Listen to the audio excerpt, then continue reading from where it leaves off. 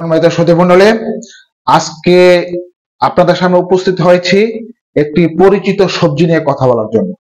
আমার হাতে যে সবজিটি দেখতে পাচ্ছেন, এটিকে আমরা ঢেঁড়স বলে থাকি।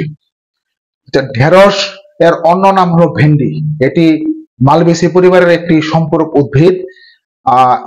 ঢেঁড়স গাছের কাঁচা ফলকে এই যে কাঁচা যে ফলটা আছে, এটা কিন্তু সবজি হিসেবে খাওয়া যায়। আর ঢেঁড়সের বৈজ্ঞানিক নাম হলো মিসকাস এসকিউলেন্টা। এটি পৃথিবীর ক্রান্তীয় অঞ্চলের একটা ফসল। ঢেঁড়স গাছ একটি বর্ষজীবী উদ্ভিদ, যা 2 মিটার পর্যন্ত লম্বা হয়ে থাকে। এর পাতা 10 থেকে 20 সেন্টিমিটার দীর্ঘ হয়ে থাকে, চওড়া হয়ে থাকে এবং পাতায় 5 থেকে 7টি অংশ থাকে। ফুল হয় 4 থেকে 8 সেন্টিমিটার চওড়া। পাপড়ির রং সাদাটে হলুদ হয়। 5টি পাপড়ি থাকে, প্রতিটি পাপড়ির কেন্দ্রে লাল বা গোলাপি বিন্দু থাকে। ঢেঁড়সের ফল ক্যাপসুল আকারের, প্রায় 18 সেন্টিমিটার দীর্ঘ এবং ভিতরে অসংখ্য বীজ থাকে। ঢেঁড়সকে ইংরেজিতে বলা হয় ওকরা। আমেরিকার বাইরে ইংরেজি ভাষাভাষী যে স্থান আছে, এটিকে বলা হয় লেডিস ফিঙ্গার। আপনারা যদি খেয়াল করে থাকেন, এটা অনেকটা দেখতে কিন্তু মহিলাদের নখটা থাকে একটু মানে অনেক মহিলারা আছে যারা সৌন্দর্যের নখটা একটু বড় করে রাখে, চুকা করে রাখে। এটা দেখতে অনেকটা মেয়েদের আঙ্গুলের মতো। দেখেন, এটা যদি আমি এরকম দেখে দেই, এটা মেয়েদের আঙ্গুলের মতো দেখা যায়। এই জন্য অনেক ইংরেজি ভাষাভাষী স্থানে এটাকে লেডিস ফিঙ্গার বলে থাকে। আমেরিকার বাইরে কোন কোন স্থানে, যেমন আমেরিকার কিছু অংশে এবং ক্যারিবীয় দ্বীপপুঞ্জে, এটিকে গাম্বো নামে পরিচিত। ওকরা যে নামটি, যেটা ইংরেজিতে বলা হয় থেকে, ওকরা নামটি পশ্চিম আফ্রিকা থেকে এসেছে। আফ্রিকার বান্টু ভাষায় এটিকে বলা হয়, আফ্রিকার যে বান্টু ভাষা আছে, বান্টু ভাষায় এটাকে বলা হয় কিংগম্বো বলা হয়ে থাকে। কিংগম্বো বলা হয়ে থাকে। আরবি ভাষায় এর নাম হলো বামিয়া।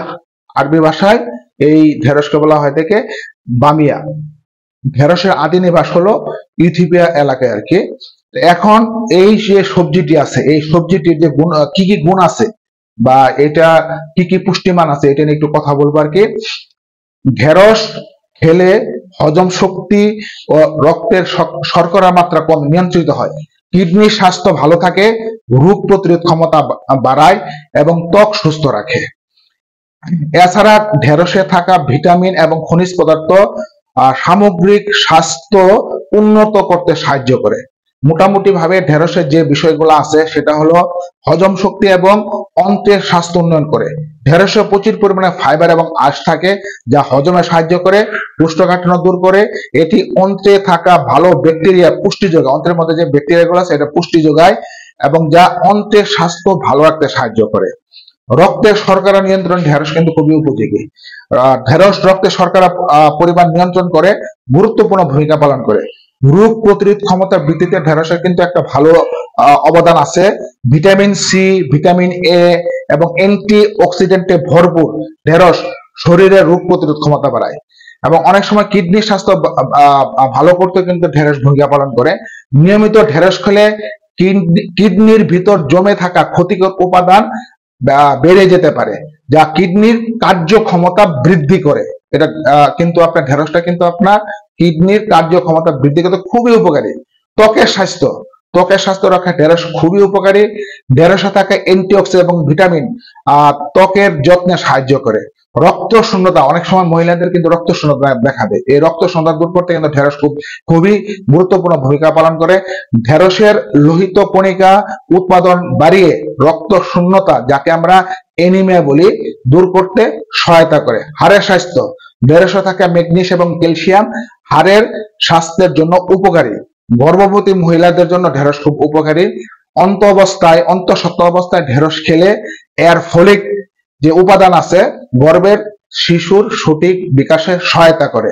হৃৎপিণ্ডের স্বাস্থ্য রক্ষায় ঢেঁড়সের পানি হার্টের স্বাস্থ্য ভালো রাখতে এবং রক্তচাপ নিয়ন্ত্রণে সাহায্য করে এই ঢেঁড়স। সুতরাং ঢেঁড়সের কিন্তু অনেক গুণাবলী রয়েছে, খুবই একটা পুষ্টিকর উপাদান।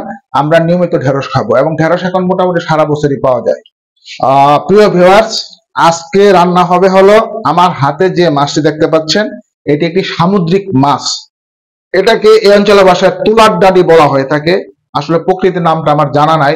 সামুদ্রিক মাছের প্রকার অনেক বেশি।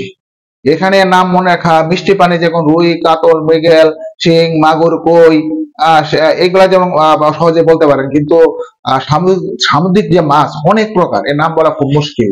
রূপচাঁদা, ফাইসা, লইটা, ছুরি মাছ, তুলাটেটি মাছ, তারপরে পোমা মাছ, অনেক মাছ। এটা হলো তুলাটেটি মাছ, খুবই একটা সুস্বাদু মাছ। আজকে বাজারে নিয়ে আসছিলাম 300 টাকা কেজি হিসেবে। এখানে 400 গ্রাম হয়েছে, 120 টাকা নিয়েছে।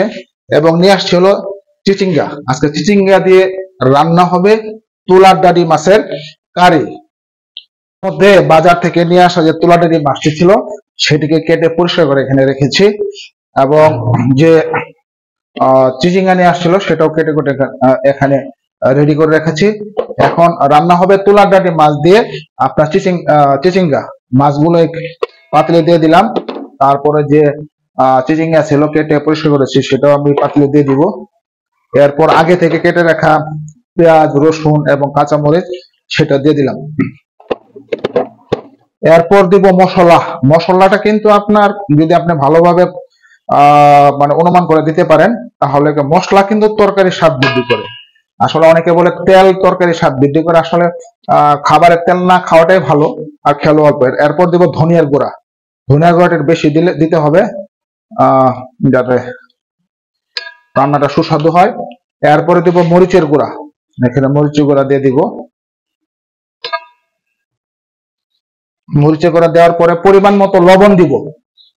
লবণ কিন্তু এটা এক ধরনের মশলা। আপনি সব মশলা দিলে লবণ যদি না দেন তাহলে তবে লবণটা দিতে হবে খুব পরিমাণ মতো। লবণ বেশি হলেও খাওয়া যাবে না, কম হলেও খাওয়া যাবে না। আসলে রান্নার বেসিক জিনিসটা হলো যে আপনি রেশিওটা যদি বুঝতে পারেন, মশলা, লবণ, তেল, সবজির রেশিওটা যদি বুঝতে পারেন তাহলে আমি রান্না করবো। এরপর আমি দিয়ে দেবো অল্প পরিমাণে হলো সয়াবিন তেল।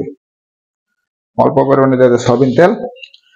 তারপরে এখানে একটি চামচ দিয়ে এখানে তুলার ডাডি মাছ, চিচিঙ্গা আর শুকরা, হলুদ, মরিচ, ধনিয়া, তারপরে হলো পেঁয়াজ, রসুন, কাঁচামরিচ, লবণ দিয়ে ভালো করে এটা মিক্সচার করছি মশলার সাথে, যাতে সবগুলো উপাদান ভালোভাবে মানে মিশে যায়।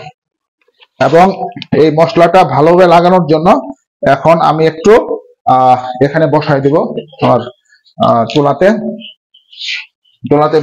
বসিয়ে, তারপরে আপনার অল্প সময়ের জন্য হিট দিব। অল্প সময় বসাই দিলাম। আর খাওয়া হবে হলে যে ঢেঁড়স ভর্তা, তুলার ডাডি মাছ দিয়ে আপনার চিচিঙ্গা দিয়ে কারি। প্রিয় ভিউয়ার্স, এখানে তুলার ডাডি মাছ দিয়ে চিচিঙ্গা কারি বসিয়েছিলাম। রান্না প্রায় শেষ পর্যায়ে, আপনি দেখতে পাচ্ছেন তরকারিতে মোটামুটি রান্না শেষ। এবং একটু তরকারির লবণটা দেখি। ওকে, ঠিক আছে।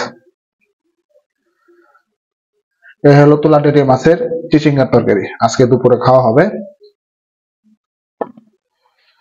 আর সাথে থাকবে হলো আপনার ঢেঁড়স ভর্তা এবং তুলার ডাডি মাছ দিয়ে চিচিঙ্গার কারি। তাহলে সম্মানিত ভিউয়ার্স, আমি কৃষিবিদ বশির আহমেদ আমার বশির কিচেন থেকে আজকের মতো বিদায় নিলাম। সবাই ভালো থাকবেন, সুস্থ থাকবেন। ধন্যবাদ সবাইকে।